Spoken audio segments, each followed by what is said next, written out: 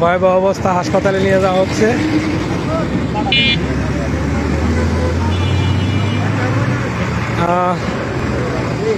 ইন্নানিল্লাহ। আপনারা দেখতে পাচ্ছেন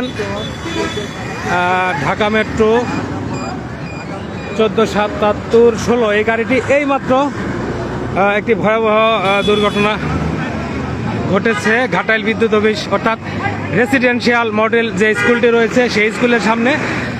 আপনারা দেখতেই পাচ্ছেন খুব ভয়াবহ অবস্থা, একজন স্পট ডেড।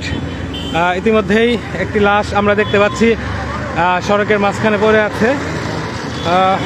আসলেই যে অবস্থা, লাশটির সামনে যাওয়ার মতো পরিবেশ নেই। খুব ভয়াবহ অবস্থা।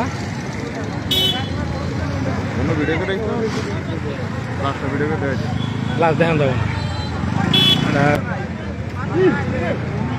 একদম একেবারে ঘটনাস্থলেই নিহত হয়েছে। আসলেই মাথার মগজ একদম ছড়িয়ে ছিটিয়ে পড়ে আছে।